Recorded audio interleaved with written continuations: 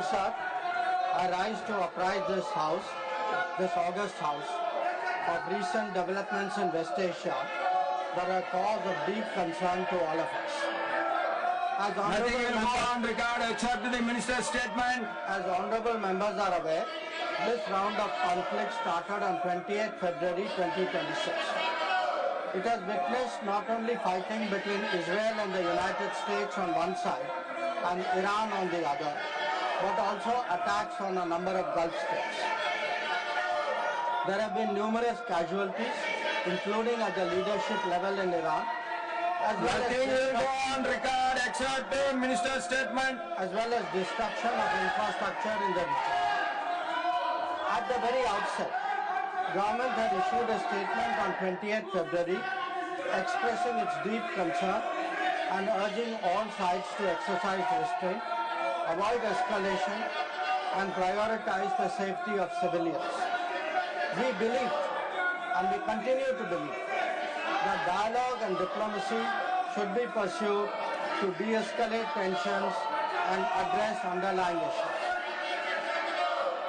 Sir, it is also imperative that the sovereignty and territorial integrity of all states in the region be respected.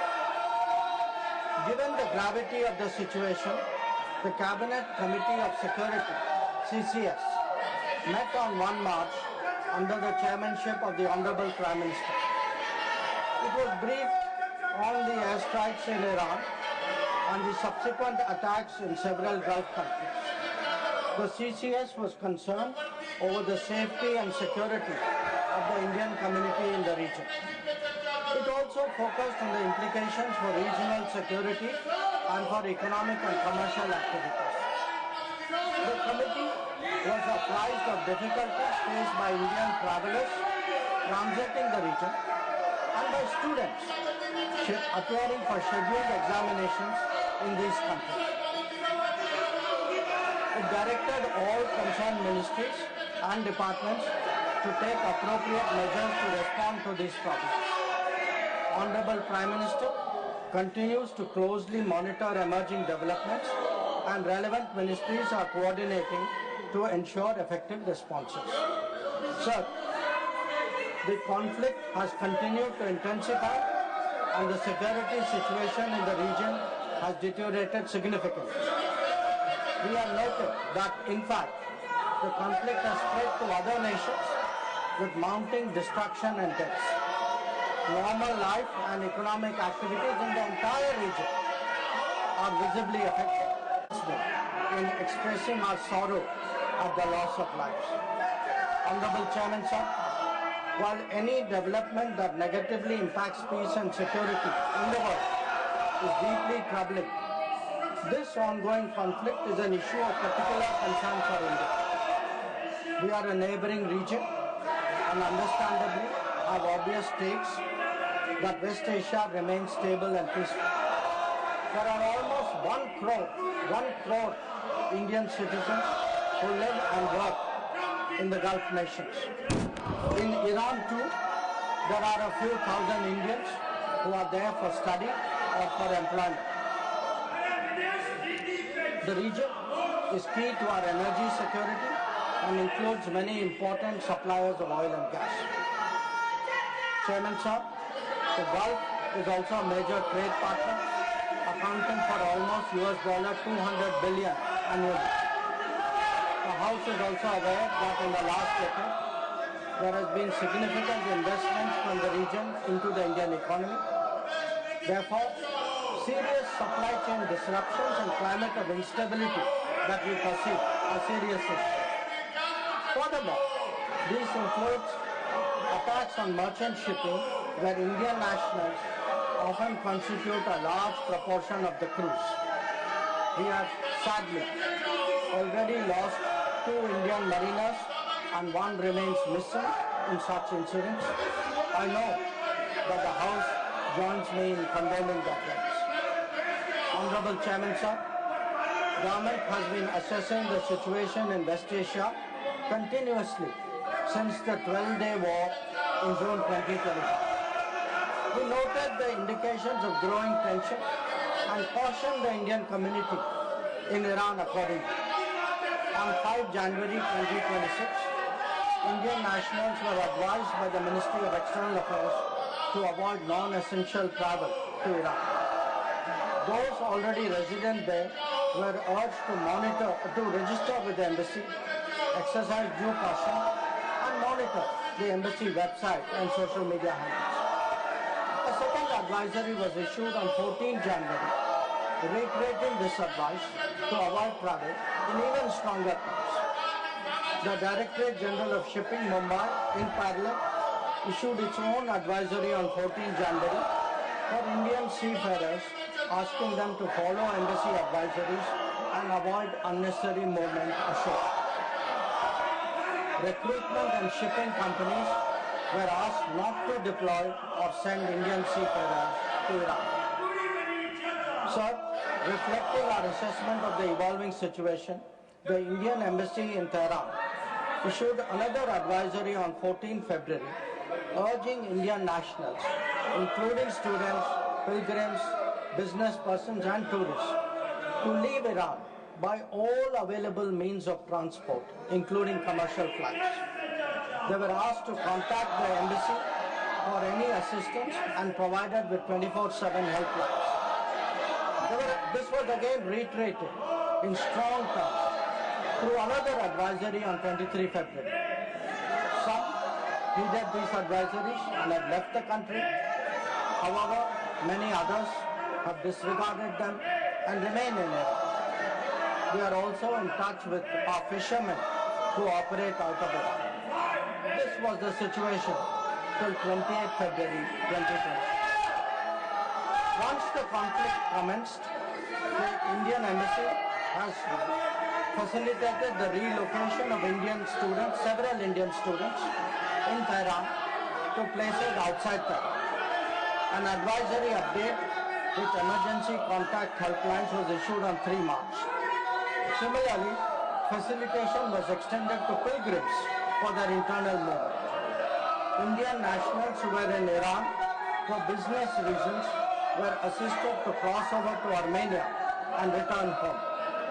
The embassy in Tehran remains fully operational, in fact, on the highest alert. They are totally committed to supporting the Indian community in this difficult moment and in assisting Indian nationals who may wish to cross international borders.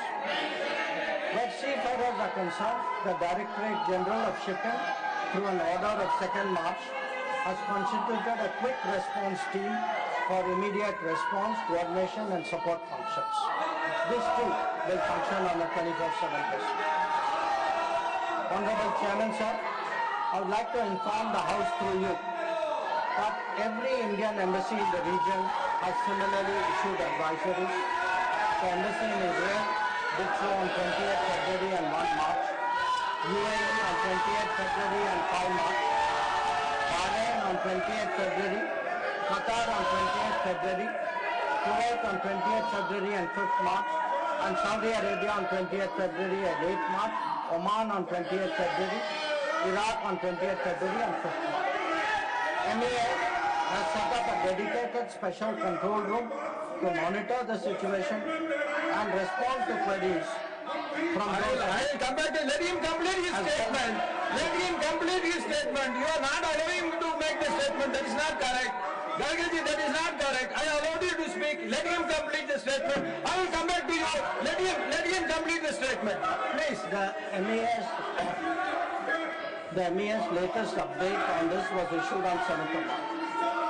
Honorable Chairman, sir, our diplomats have also worked hard to assist stranded transit passengers in hubs like Dubai, Doha and Abu Dhabi.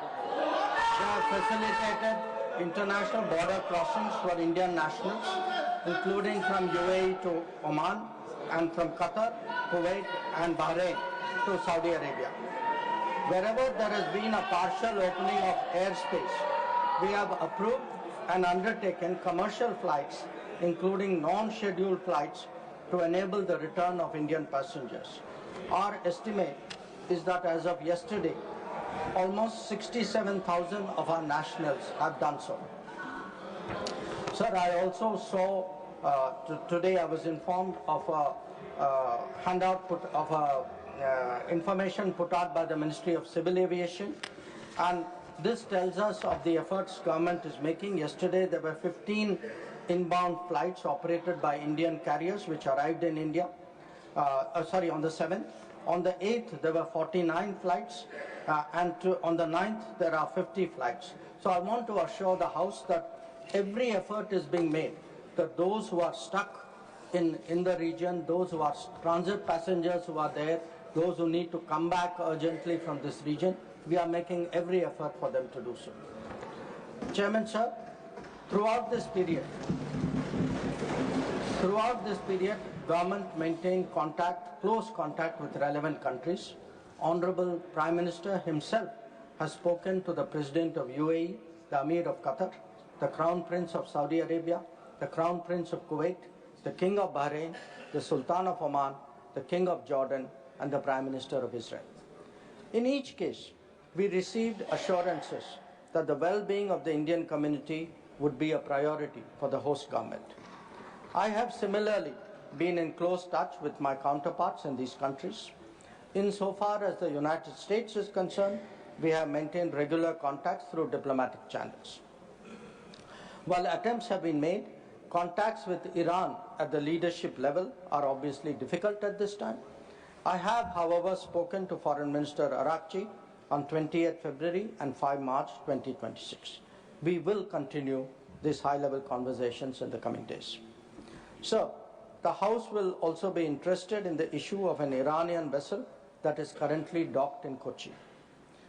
The Iranian side had requested permission on 28 February for 3 ships in the region to dock at our ports. This was accorded on 1 March. IRIS Lavan actually docked on 4th March in Kochi.